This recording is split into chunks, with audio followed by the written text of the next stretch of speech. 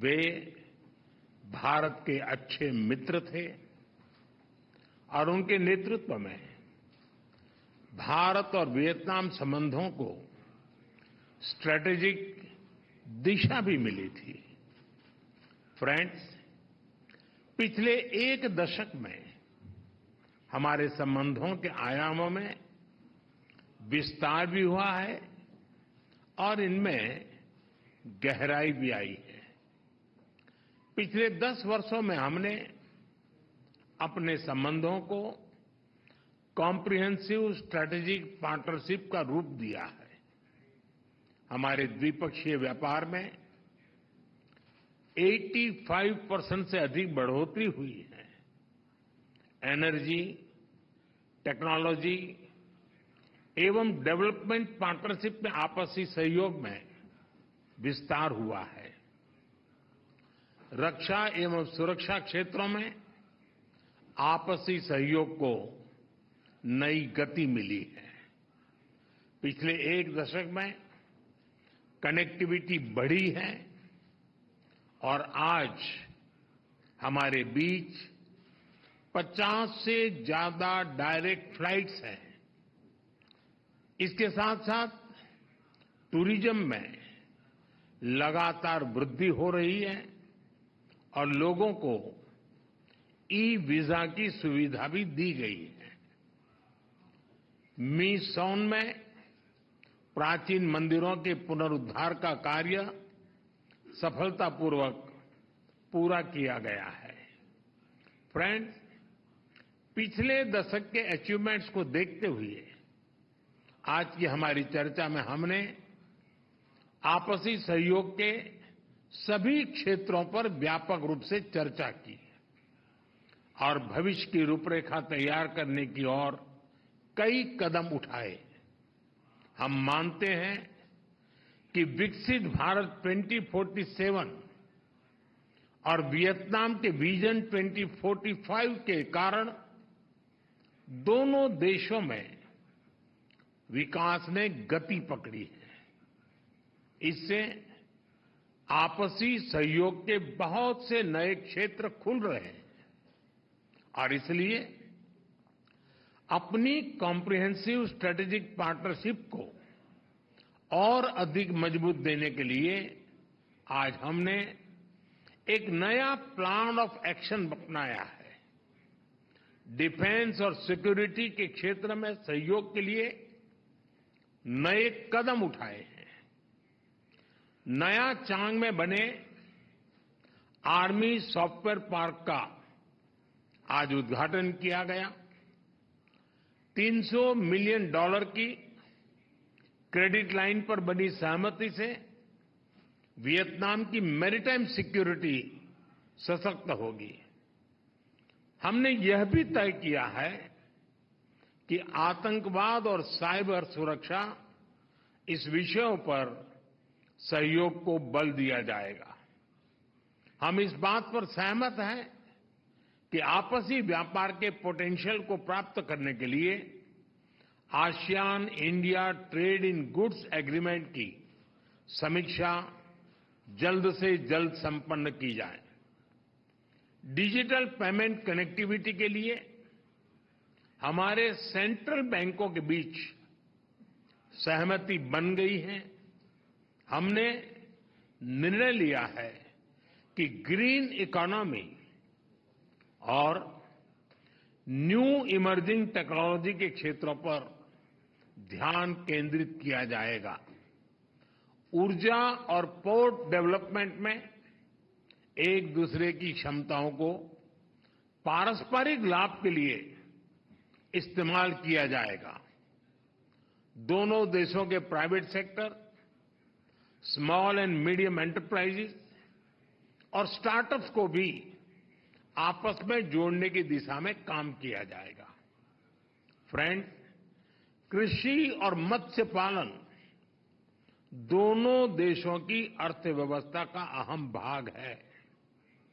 ये सेक्टर्स लोगों की आजीविका और फूड सिक्योरिटी से जुड़े हैं।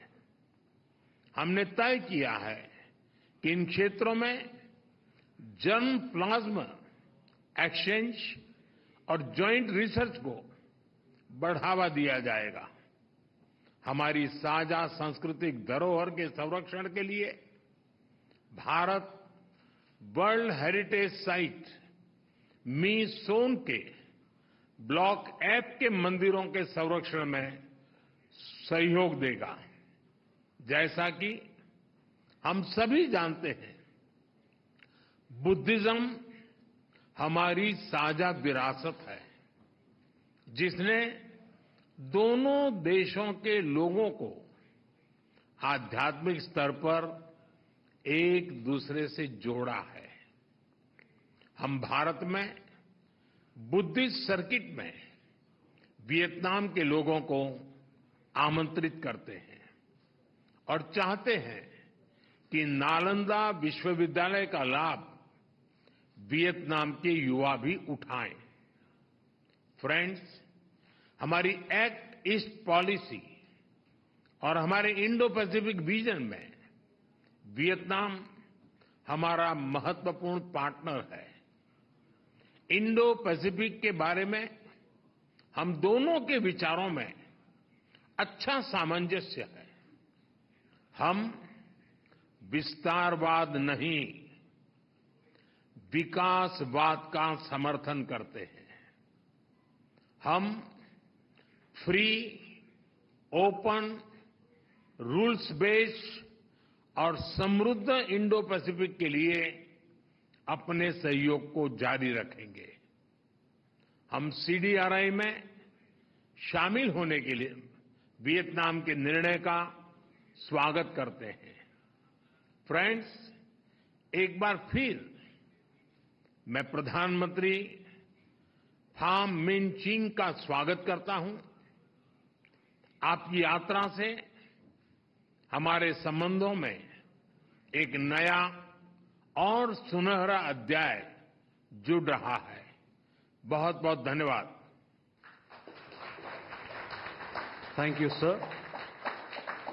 May I now request His Excellency Mr. Pham Minh Chinh, Prime Minister of the Socialist Republic of Vietnam, to give his remarks to the media. Thưa ngài Thủ tướng Narendra Modi, Prime Minister Narendra thưa Modi, các vị đại biểu cấp cao distinguished Ấn Độ, high-level Việt Indian Nam và các and cơ quan Vietnamese báo chí, delegates, phóng viên báo chí. dear friends of the media, Trước tiên, At the xin outset, trân trọng cảm ơn I ngài would like to extend my gratitude cùng các nhà to lãnh His đạo Excellency Prime Ấn Độ, Minister Modi toàn thể and the nhân dân leaders Ấn of Độ India and the whole of the Indian people về sự chia buồn sâu sắc for the deep condolences và cử cố vấn and the sending of your National Security Advisor to the funeral service chia buồn với nhân and dân Việt Nam express the condolence at the passing do sự ra đi of của đồng chí Tổng Bí thư Nguyễn Phú Comrade Trọng. General Secretary Nguyen Phu Trọng, an extraordinary leader of Vietnam who have devoted his entire life for his people, a nation who is a close friend of the Indian people. Sẽ có sự Vietnam, thay đổi về lãnh đạo trong thời gian sắp the leadership tới. of Vietnam might change in the future, yet the bond of friendship and cooperation, the special bond between Vietnam and India, shall never change, and on the contrary, shall grow more enduringly, concretely, more effectively going forward. I would like to extend my best regards, the best regards from President Tô Lâm, President of the National Assembly Trần Thanh Mẫn, to Prime Minister Modi and the leaders of India, with the warm fondness and friendship. Over the past 2 days, Prime Minister Modi and Indian friends have given me a warm, hospitable welcome from the bottom of your heart, full of trust and affection. Once again, to India, I believe that I've sensed a feeling of warmth as though I'm coming home. I would like to thank you, Prime Minister Modi, and all the Indian people. Prime Minister Modi and I just had a heartfelt, open and effective discussion